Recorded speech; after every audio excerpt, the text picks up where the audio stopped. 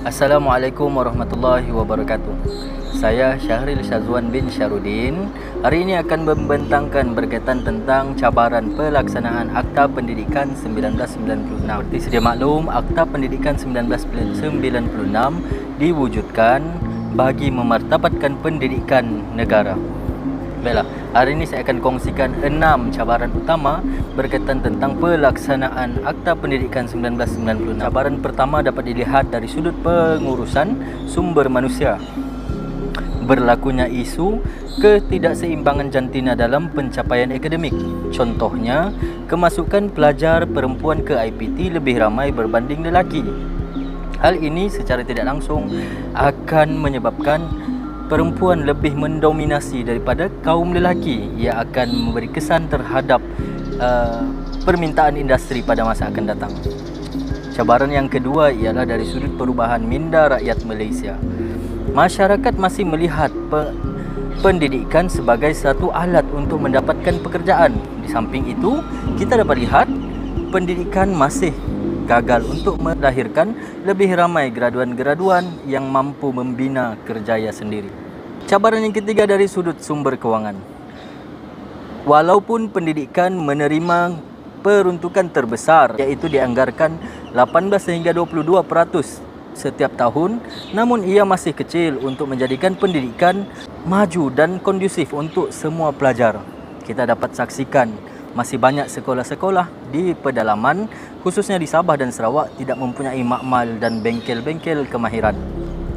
Cabaran yang keempat, kita dapat lihat dari sudut usaha kerajaan untuk menjadikan bahasa Melayu sebagai bahasa perantara.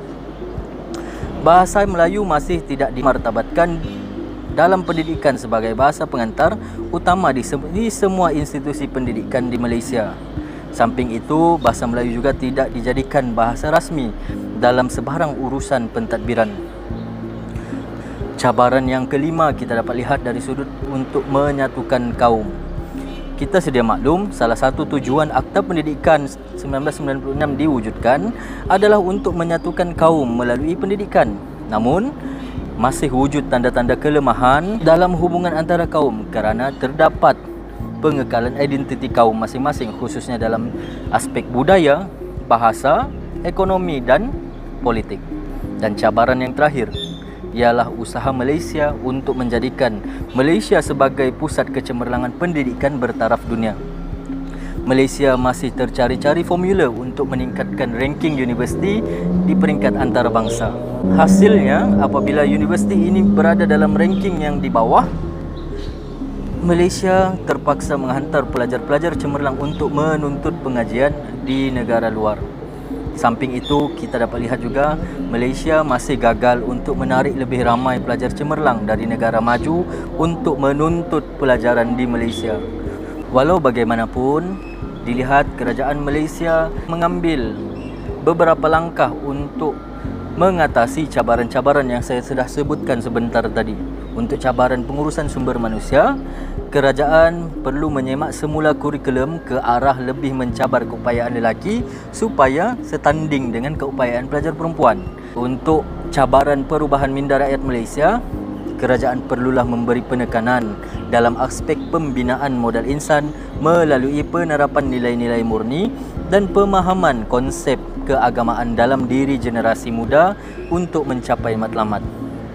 Untuk cabaran sumber kewangan, sudah tentu Malaysia perlulah memberi peruntukan yang lebih besar untuk menaik taraf sistem pendidikan sedia ada. Cabaran bahasa Melayu sebagai bahasa pengantar, kerajaan perlu menguatkuasakan undang-undang supaya semua institusi pendidikan di Malaysia menggunakan bahasa Melayu sebagai bahasa pengantar utama. Di samping itu, kerajaan perlu mewajibkan semua institusi pengajian ataupun institusi pentadbiran sekalipun perlu merujuk Dewan Bahasa dan Pustaka untuk sebarang urusan istilah yang tepat.